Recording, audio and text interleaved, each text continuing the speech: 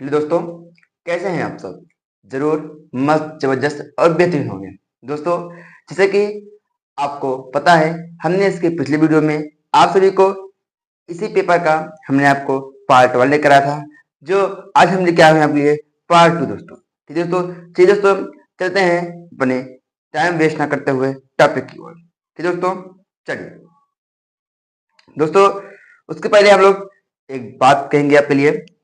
कुछ अलग करना है तो भीड़ से हटकर चलो। कुछ अलग करना है तो भीड़ से हटकर चलो। भीड़ साहस देती है। भीड़ साहस तो देती है, पर पहचान छीन लेती है। मुकाम पाना है तो मेहनत जी जान से लगा दो। कभी रुकना मत, चलते चलते आसमान तक पहुंच जाओगे। दोस्तों, इसका मतलब, इतना कहने का मतलब है दोस्तों, कुछ जीवन में कुछ अलग करना है तो अकेले चलना पड़ेगा हमको। अपने माता पिता से, अपने घर से दूर जाना पड़ेगा और अपने परिश्रम को चलते हुए दोस्तों, आज आपके पास दोस्त होंगे, फ्रेंड्स होंगे, बहुत लोग होंगे, पर मुसीबत आने पर ये सभी भूल जाते हैं। मुझे मालूम है आपके पास ऐसे दोस्त भी होंगे जो आपको मुसीबत में साथ देते हैं। अच्छी बात है, होना भी चाहिए दोस्तों, पर ईश्वर ना करे ऐसा दिन कभी आए कि आपको यह मुकाम देखना पड़े, कि आपको मुश्किल आए। ठीक दोस्तों, तो इतना ही कहूंगा दोस्तों इसके लिए कि आप लोग दोस्तों मेहनत करिए और कुछ हटकर सोचिए, हटकर। ठीक है दोस्तों, चलिए चलिए दोस्तों, जो दोस्तों हमने इसके पिछले क्लास पर आपको क्वेश्चन नंबर 2 तक कंप्लीट किया था, जिसमें हमने यह नर समीकरण का जो हमारे पास यह वो मेकर दोस्तों, हमने इसको आपको सॉल्व कराया था। ठीक, आज दोस्तों हमारे पास है क्वेश्चन नंबर 3 है, देखते हैं क्या कह रहा है। 20 सेल्सियस ताप पर किसी अवापसी विद्युत अनवघट पदार्थ के 10 ग्राम का 100 ग्राम जल में विलय करने पर वाष्प दाब 17.535 मिमी यानी कि मिलीमीटर से घटकर 17.235 मिलीमीटर हो जाता है। तो विलय का अनुभार ज्ञात कीजिए। दोस्तों, इसको लगाने से पहले हम आपको कुछ जरूरी है, इंपॉर्टेंट क्वेश्चन दोस्तों हमारे पास है, आपको ये जरूर देखना है। दोस्तों इंपॉर्टेंट हमारे पास क्या है? दोस्तों हमारे पास इंपॉर्टेंट क्या है? राउल्ट का नियम दोस्तों। ये दोस्तों बहुत इंपॉर्टेंट है, इसको हमने आपको बताने का प्रयास करूंगा। देखिए दोस्तों क्या कहते हैं, आवाज दाब का अपेक्षिक अवनमन, आवाज दाब का अपेक्षिक अवनमन विलय के मोल प्रभाज के बराबर होता है।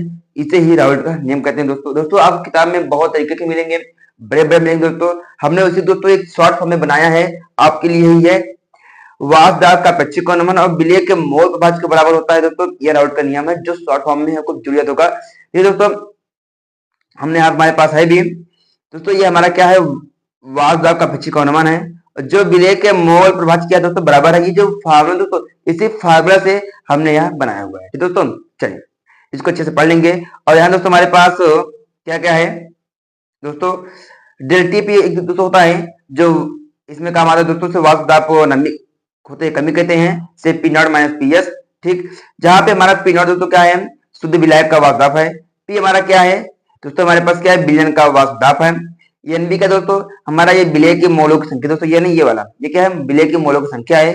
हमारा एन का दोस्तों क्या है, विलायक के मोलों की संख्या है। दोस्तों ये वाला क्या है, विलायक के मोलों की संख्या है। ठीक दोस्तों, चलिए दोस्तों हमें जो दोस्तों न्यूमेरिकल दोस्तों उसमें हमें देखूंगा दोस्तों, हमें पी नॉट दिया था, हमें पी दिया दोस्तों वहां पे, और हमें दोस्तों अभी पढ़ा दोस्तों, देखिए हमारे पास इसके पिछले हाथ दोस्तों हमने देखा था, हमारे पास डेल्टा पी का दोस्तों हमारे पास P nought minus P S. ठीक है दोस्तों, ये ठीक, उसी दोस्तों हमारे पास यहाँ पर हुआ है दोस्तों कि जब पी नॉट को पी से घटाएंगे दोस्तों हमारे पास 0.3 में आता है दोस्तों। ठीक है, विलय का दोस्तों द्रव्यमान होता है दोस्तों, यानी कि वेट, जिसे हम लोग करते हैं डब्ल्यू जिस करते हैं दोस्तों। हमारा जल का द्रव्यमान दोस्तों है 100 ग्राम है, जिसे हम डब्ल्यू ए से करते हैं डिनोट।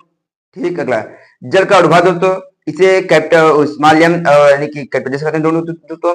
हमें विलय का अनुभाग यानी कि कैपिटल एम यानी बी को ज्ञात करना है दोस्तों, हमें ये फाइंड करना है। ठीक, हमने अभी सीखा दोस्तों राउल्ट का नियम में P nought minus P S, sorry P nought minus P upon P nought और N B upon N A और एन प्लस एन बी। ठीक दोस्तों, ये दोस्तों है, उसी दोस्तों मॉडिफाई करके ये फार्मूला बना दोस्तों। ठीक है, दो फार्मूला एक है, जहां पर दोस्तों यहाँ पर क्या किया गया है कि इसमें मान लिया गया है कि हमारे पास कोई ये बड़ा विलायक है, तो विलायक की मात्रा ज्यादा होती है, विलायक कम होती है, तो मान लिया गया है कि इसमें ओनली विलायक विलायक है, तो ये उसके बेस बना हुआ है। ठीक है दोस्तों, मैं कहूँ दोस्तों आपको जब भी अणुभार निकालना हो किसी भी का, ठीक है, आप दोस्तों ये वाले फॉर्मूला का यूज करेंगे, आपको कम कैलकुलेशन करना पड़ेगा और बहुत जल्दी से आपका आंसर आएगा। दोस्तों ये मैंने क्या दोस्तों, यह जो बनाए थे दोस्तों, इस राउट को नियम बनाए थे, उन्होंने अपने खुद थ्योरी में इसके बारे में बताया था। तो दोस्तों चलिए दोस्तों, अभी हमने देखा दोस्तों क्या है हमारे पास, P nought minus P S. हाँ दोस्तों, कहीं कहीं आपको मिले तो यहाँ पी है तो यहाँ पे आपको पी एस मिलेगा। ठीक, तो कंफ्यूज मत होना, बात एक ही है। ठीक, और यहाँ पे मैं जो एन बी दोस्तों, ये मोल संख्या है, हमें पता है मोल संख्या होती है भार अपान अणुभार दोस्तों, यानी कि डब्ल्यू का नियम। ठीक है, तो उसी के बेस दोस्तों हमारे पास ये फार्मूला, हमारे पास ये दोनों बने हुए हैं। ठीक, आप ध्यान देख लीजिए जो समस्या हमें बताएंगे। चलिए दोस्तों, रख रहे हैं पी नॉट पर दोस्तों, हमारे पास जो निकाले थे, पी हमारे पास ये है, पी नॉट ये, और डब्ल्यू बी दोस्तों ये हमारे पास है, और डब्ल्यू एम ये है, तो ये एम बी ये है, और मैं डब्ल्यू ए, और यहाँ पे एम में हमारे पास ये लिखा हुआ है। ठीक दोस्तों, चलिए दोस्तों, अब इसी के बारे में हम लोग चलते हैं, करते हैं। ठीक है, चलिए चलिए दोस्तों, इसको दोस्तों जब हम सॉल्व करें दोस्तों, हमारे पास आएगा 0.3 आएगा, और हमारा ये आंसर आएगा, और इंटू करने पे 50 अपान स्वयं। इसको दोस्तों हमने क्रॉस मल्टीप्लाई किया दोस्तों, हमारे पास आ गया। इसको दोस्तों समझ 30 आएगा, इसका इंटू करते हमारे पास आएगा 3155.3। दोस्तों जब इसको इसमें दोस्तों भाग करा दोस्तों, ठीक है, डिवाइड करवाए, हमारा आ गया 105.21 का आंसर हुआ। दोस्तों इसको आप देख लेंगे, और हाँ इसको अच्छे से एक दो बार प्रैक्टिस कर लेंगे, क्योंकि दोस्तों इसी बेस पर हमारे पास और भी मेरे को एग्जाम में करने को मिल सकते हैं। ठीक, चलिए दोस्तों, अगर हमारे पास है किसी विद्युत अपघट्ट की चालकता एवं मोड़ चालकताओं को परिभाषित कीजिए, सांद्रता परिवर्तन करने पर इन पर क्या प्रभाव पड़ेगा समझाइए। दोस्तों 2 नंबर दोस्तों हमें इतना क्वेश्चन पूछा गया है, सोच लीजिए हमें कितना लिखना होगा। तो दोस्तों चलिए देखते हैं। दोस्तों हमसे पूछा गया दोस्तों, पूछा गया है चालकता और मोलर चालकता की परिभाषा। ठीक दोस्तों, ठीक दोस्तों, चालकता, चालकता किसी विलयन में विद्युत धारा के प्रवाह की क्षमता को मापने वाली एक मात्रा है।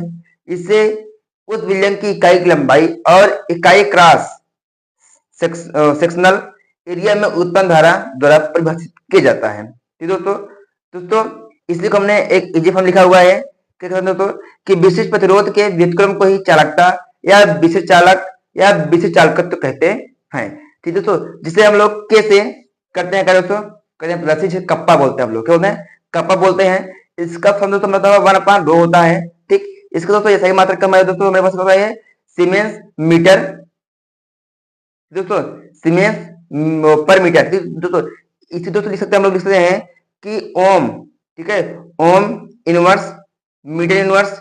इसी दोस्तों लिख सकते हैं मेओ मीटर।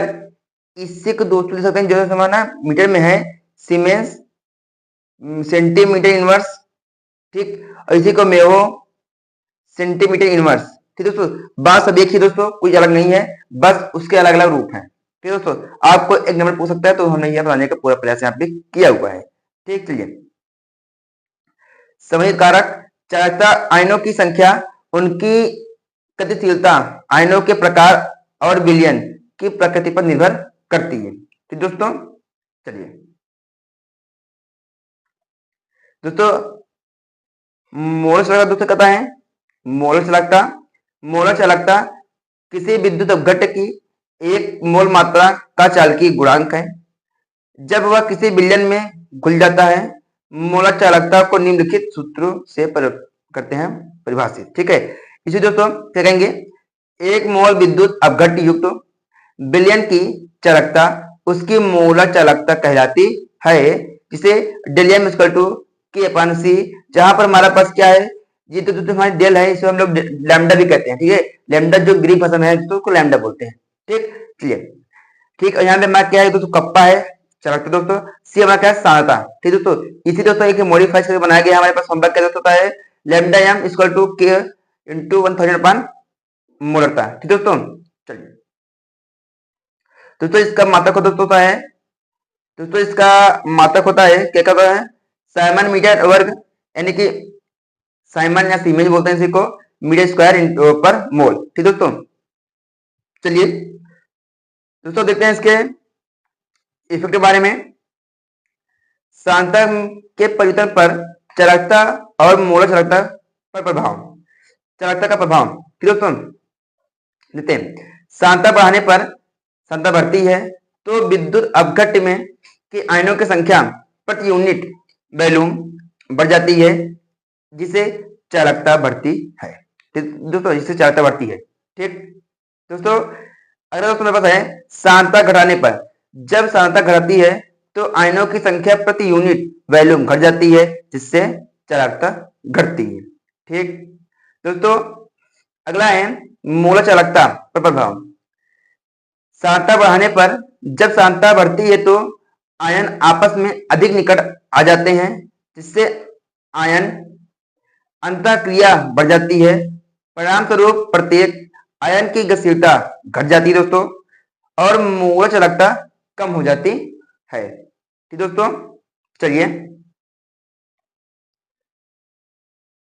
सांतता घटाने पर दोस्तों क्या होती है, जब सांतता घटती है तो आयन आपस में दूर हो जाते हैं। ठीक दोस्तों इसमें क्या है, जब सांतता घटेगी तो आयन आपस में दूर हो जाएंगे, इससे आयन अंतःक्रिया घट जाती है। परिणाम स्वरूप आयनों की गतिशीलता बढ़ जाती है और मोल चालकता बढ़ जाती है। दोस्तों इसमें दोस्तों आप सभी को जो इफेक्ट यानी कि प्रभाव बताए थे चालकता और मोल चालकता बारे में, हमने यहाँ पे आपको बताए दोस्तों। अब हमारा दोस्तों क्वेश्चन नंबर अगला है, जो हमारे पास क्या है, निम्नलिखित समीकरणों को पूर्ण कीजिए और संतुलित भी कीजिए। हम बात करें कि पहले हमारा संतुलित का दोस्तों संतुलित समीकरण वहां होता है दोस्तों जिससे अभिकारक और उत्पाद के परमाणुओं के दोनों तरफ के, ठीक है, दोनों के बराबर दोस्तों उन्हें क्या कहते हैं, द्रव्यमान संरक्षण के नियम का पालन करता है और उसे ही क्या कहते हैं समीकरण संतुलन। ठीक दोस्तों, चलिए दोस्तों अब चलते हैं दोस्तों मेरे पास जो ये लिखा है दो रिएक्शन, इसके बारे में हम सॉल्व करते हैं क्या क्या होता है। चलिए दोस्तों जब ब्रोमीन को सोडियम हाइड्रोक्साइड के साथ अपक्रिया करा जाता है तो एक असमानुपातिक अपक्रिया होती है जिसमें ब्रोमीन ऑक्सीकृत और अपचित दोनों होती है। इसका नाम दोस्तों है कि एक स्थान पे वह ब्रोमीन ऑक्सीकृत होती है, एक स्थान में दोस्तों अपचित होते हैं। असमानुपातिक मतलब तो क्या है कि असमान रूप से, ठीक है, उसको बैलेंस बाद में बैलेंस करेंगे, पहले आप बैलेंस हो जाएगा। ठीक, इसका कहने का मतलब ये है। ठीक दोस्तों, चलिए दोस्तों क्या हमारे पास है Br2 सोडियम के साथ सोडियम हाइड्रोक्साइड। दोस्तों देखिए हमारे पास यहाँ Br2 जो Br और यहाँ पे Na, एक मिनट देखिए दोस्तों यहाँ हमारे पास क्या है Br है, यहाँ क्या हमारे पास सोडियम है। ठीक, तो सोडियम होता है प्लस की तो माइनस का, तो सोडियम और लेकर निकल गया सोडियम Br यानी कि सोडियम ब्रोमाइड बना दिया। ठीक, और दोस्तों हमारे पास देखिए हमारे पास दोस्तों हमारे पास क्या है, अभी हमने कहा ना दोस्तों, अभी हमने पढ़ा यहाँ पे कि जो ब्रोमीन दोस्तों है यह ऑक्सीजन की तो ऑप्शन दोनों में काम करती है। ठीक, तो दोस्तों यहाँ देखिए हमारे पास यहाँ क्या हो रहा है, ऑक्सीजन के साथ जुड़ रहा है। ठीक, तो उसमें कम बनेगा सोडियम बना रहा है, क्या क्या सोडियम ब्रोमाइड बना रहा है, ठीक है, जिसे हम बोलते हैं ब्रोमेट, सोडियम ब्रोमेट। ठीक, और हमें जल यहाँ बनाएगा, इसको दोस्तों हम बैलेंस कर लेंगे, हमारे पास ये आंसर बन जाएगा। ठीक, आगे ब्रोमीन के दो परमाणु ब्रोमाइड आयन में अपचित होते हैं और एक परमाणु ब्रोमेट आयन में ऑक्सीकृत होते हैं। ठीक है, देखिए इसमें क्या दोस्तों यहाँ पे क्या हो रहा है अपचयन, यहाँ क्या हो रहा है ऑक्सीकरण। आप पढ़े हैं क्लास 10 में, जब ऑक्सीजन का योग होता है जुड़ता है तो क्या होता है ऑक्सीकृत होता है, यानी कि ऑक्सीकरण संख्या होती है। ठीक दोस्तों, ऑक्सीकरण होता है। ठीक, सॉरी, चलिए आगे दोस्तों। अगर दोस्तों जब हम जिनान हेक्साफ्लोराइड की क्रिया जल के साथ करते हैं तो क्या होगा, जिनान हेक्साफ्लोराइड क्रिया अत्यधिक क्रियाशील यौगिक है। ठीक, जल के साथ क्रिया करके कई उत्पाद बना सकते हैं। ठीक है, कई, एक नहीं कि एक ही बनेगा, बहुत सारे बनाएंगे। ठीक है, तो अपक्रिया की उपस्थिति के आधार पर उत्पाद बदल जाते हैं। ठीक है, तो देखते हैं जिनान हेक्साफ्लोराइड जल के साथ क्रिया करके जिनान ट्राइऑक्साइड और हाइड्रोजन ब्रोमाइड हाइड्रोजन फ्लोराइड बनाता है। ठीक है, कह रहा है जिनान हेक्साफ्लोराइड और जल के साथ क्रिया कराएगा तो क्या बनाएगा, जिनान ट्राई ऑक्साइड और हाइड्रोजन फ्लोराइड की क्रिया बनाएगा। इसको बैलेंस करेंगे, हमारे पास ये बन जाएगा। ठीक दोस्तों, चलिए दोस्तों अगला है हमारे पास 3 नंबर का। दोस्तों देखिए, लिथियम आयन तत्वों के 2 उदाहरण दीजिए और इनके 2 मुख्य उपयोग भी लिखिए। दोस्तों हमें जो देना एग्जाम्पल में हम लोगों को उपयोग बताना है। तो दोस्तों हमारे पास लिथियम आयन को होते हैं, हमारे पास होते हैं कितने, 14। ठीक, और यह ब्लैक में होते हैं 28। ठीक दोस्तों, 28 होते हैं और हमारे पास लिथियम आयन होते हैं दोस्तों 14 और होते हैं एक्टिनाइड में 14। तो इसमें से आपको जो याद है आप करेंगे। हमारे पास क्या है, समेरियम और नियोडियम। ठीक दोस्तों, चलिए इसके अंदर हम लोग देखते हैं आगे उपयोग क्या है हमारे पास। दोस्तों चुंबकीय सामग्री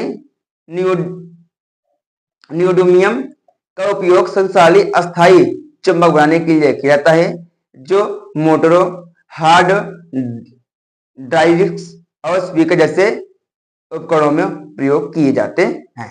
दोस्तों कैटलिस्ट, दोस्तों लिथियम आयन तत्वों जैसे कि सीरियम का उपयोग पेट्रोलियम उत्पाद के प्रसंस्करण में कैटलिस्ट के रूप में किया जाता है।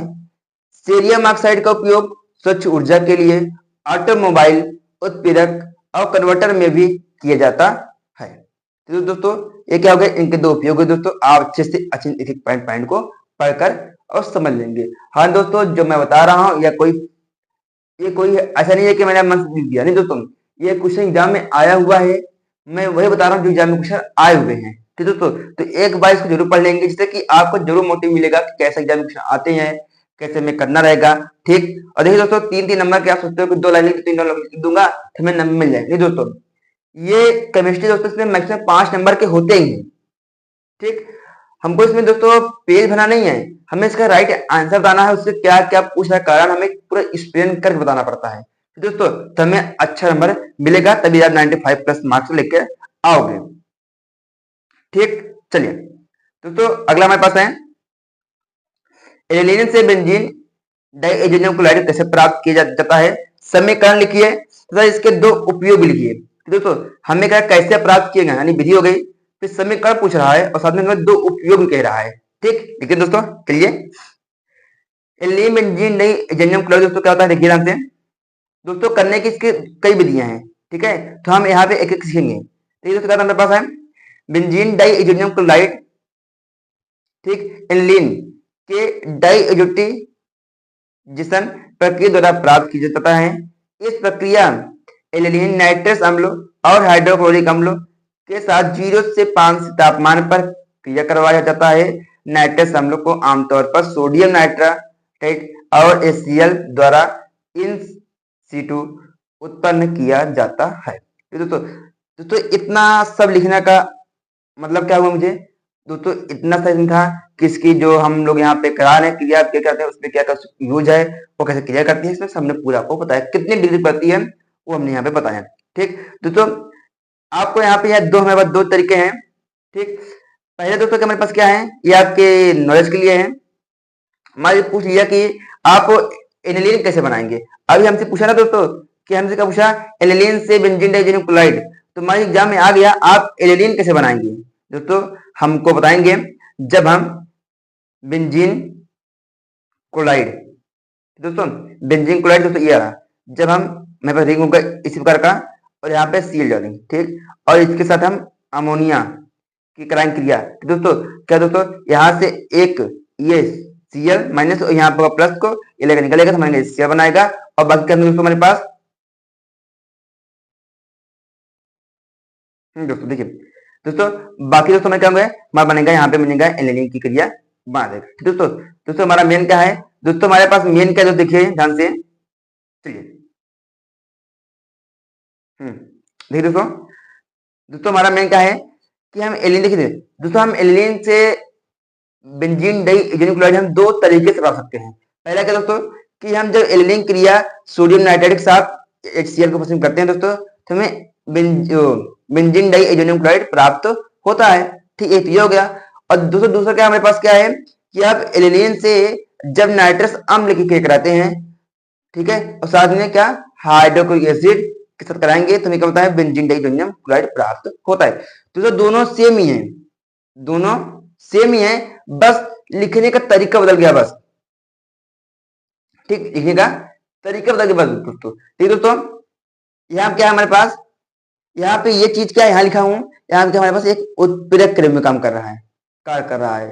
ठीक है, तो दोस्तों दोनों काम एक ही है, बस आपको कंफ्यूज नहीं होना है कि हमने कहाँ लिख दिया, दोनों सेम ही है। ठीक है, बस आपको समझाने के लिए मैं यहाँ पे दो लिखा है। ठीक है, देखिए चलिए आगे। तो दोस्तों अब इसको हम लोग कैसे करेंगे, समझे, समझते दो, देखिए थोड़े से। देखिए दोस्तों इसका मतलब क्या है दोस्तों, हमारे पास बेंजीन है यहाँ पर, और यहाँ पे हमारे पास NH2 है। ठीक, और साथ में HNO3 है। ठीक, और साथ में Cl है। यह हुआ तो हमारा बेंजीन रिंग टूटेगा नहीं। ठीक हो गया, आगे दोस्तों। दोस्तों हमारे पास क्या क्या है, मैं दोस्तों एक एक पार्ट को यहाँ पे हमें तोड़ना पड़ेगा। यहाँ पे जो Cl है यह Cl प्लस इसी टूटेगा, यहाँ पे हमारे पास H प्लस और Cl माइनस यहाँ पे टूट जाएगा एक एक। ठीक, पर दोस्तों जानते हैं जब दोस्तों हमारे पास होता है क्या क्या, यहाँ पे नाइट्रोजन है, हमें पता है जब बेंजीन डाई इथेनॉल क्लोराइड में दोस्तों हमें नाइट्रोजन की सख्त जरूरत होती है डबल, ये देखिए हमें जरूरत है। ठीक, इसका मतलब क्या दोस्तों हमारे पास कि यहाँ पे आपको नाइट्रोजन को नाइट्रोजन के साथ मिलाना पड़ेगा, यहाँ पर जाएगा, और फिर एक पार्ट लेना पड़ेगा यहाँ से, ये ऐसा कुछ। ठीक है, तो हमारे पास क्या बनेगा बेंजीन इथेनॉल क्लोराइड, और बाकी जो बचता है दोस्तों हमारे पास क्या है यहाँ पे HO, और यहाँ पे तो हमारा बनेगा H2O, जल हमारा बनेगा। इसको बैलेंस करेंगे हमारा ये कंप्लीट हो जाएगा। तो ठीक दोस्तों, चलिए देखते हैं आगे। चलिए दोस्तों आगे हमारे पास है यहाँ एलिनिन और सोडियम नाइट्रेट हाइड्रोक्लोरिक अम्ल के साथ क्रिया करके बेंजीन डाई इथेनॉल क्लोराइड बनाता है। ठीक है, बेंजीन डाई इथेनॉल क्लोराइड दोस्तों एजोडाई निर्माण करता है। बेंजीन डाई इथेनॉल क्लोराइड का उपयोग एजोडाई के निर्माण में किया जाता है। जब इसे फिनॉल या एलिनिन के साथ क्रिया प्रतिक्रिया किया जाता है तो एजो यौगिक बनाते हैं, तो विभिन्न रंगों के डाई के रूप में उपयोग किया जाता है। ठीक दोस्तों जो अगला दोस्तों हमारे पास वेरी मोस्ट इंपॉर्टेंट है, ध्यान समझो दोस्तों। ये दोस्तों क्या है, सेंडमायर क्रिया, बेंजीन डाई इथेनॉल क्लोराइड का उपयोग सेंडमायर क्रिया में किया था दोस्तों, जहां पर इसे copper chloride, copper bromide, copper cyanide के साथ प्रतिक्रिया करके बेंजीन हाइड्रोजन परमाणुओं को क्लोरीन, ब्रोमीन या साइनो, ठीक है, समूह से प्रतिस्थापित किया जा सकता है। यह क्रिया बेंजीन की विभिन्न डेरिवेटिव्स यानी उपजातियों को तैयार करने में किया था दोस्तों इसको अच्छे समझ लीजिए। देखिए ये हमारा बेंजीन डाई इथेनॉल क्लोराइड है। ठीक है, जब इसकी क्रिया क्यूप्रेस क्लोराइड और HCl साथ करते हैं तो हमारा क्लोरोबेंजीन बनता है। ठीक है दोस्तों, देखिए दोस्तों आज ध्यान दें दोस्तों, जब भी हमारे पास 7 संयोजी बंध का मतलब दोस्तों जब डबल बॉन्ड हो या ट्रिपल बॉन्ड हो, ठीक, 7 संयोजी बंध दोस्तों आसानी से नहीं टूटते हैं। ठीक है, पहले ये बगल बगल टूट जाएंगे यहाँ से, परंतु ये अपना बॉन्ड जल्दी से टूटते नहीं है। तो दोस्तों हमारे पास यहाँ देखिए, जब हम हमारे पास ये चीज है दोस्तों, यहाँ पे नाइट्रोजन है, ये 7 संयोजी बंध के रूप में बनते हैं, बने होते हैं। ठीक है, जब बने होते हैं दोस्तों ये आसानी से न टूटते हैं, तो अपने बगल से जो कहाँ जहाँ कमजोर है वो वहां से टूट करके अलग होकर बनाते हैं क्या, नाइट्रोजन गैस उत्पन्न करते हैं, और साथ में जो बचता है दोस्तों हमारे पास क्लोरोबेंजीन का निर्माण आसानी से हो जाता है। ठीक, चलिए एक बार आप 2-3 बार से देखेंगे अच्छे से, आपको समझ में आ जाएगा बेहतरीन से। ठीक है, चलिए दोस्तों अगला काम क्या है, योग बहुलीकरण क्या है, दो पहले दोस्तों क्या है, योग बहुलीकरण एक रासायनिक क्रिया है जिसमें छोटे छोटे एकलकों की एक बड़ी संख्या आपस में जुड़कर एक लंबी बहुलक श्रृंखला का निर्माण करती है। इस प्रक्रिया में किसी बाई प्रोडक्ट का निर्माण नहीं होता है और एक लाखों दोहरे या तिहरे बंधन टूटकर एकल बंधनों की में परिवर्तित हो जाते हैं। इस प्रक्रिया में सभी एकलक जैसे होते हैं और उनका पूरा योग बहुलक के रूप में हो जाता है।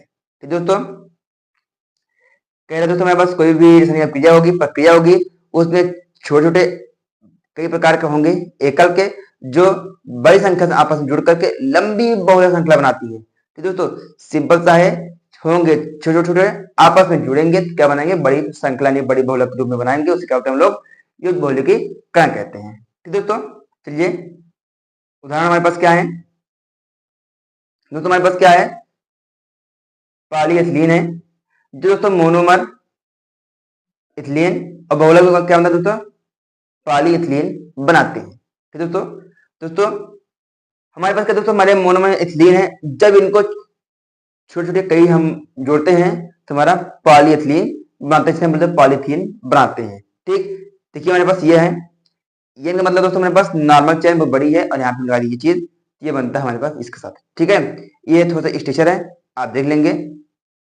ठीक अगला, इथिलीन के कई अणु आपस में जुड़कर पॉलीइथिलीन बनाते हैं जो प्लास्टिक बैग, बोतलें और अन्य प्लास्टिक सामग्री बनाने में उपयोग किया जाता है। ठीक दोस्तों अभी हमने जो कहा था वही है।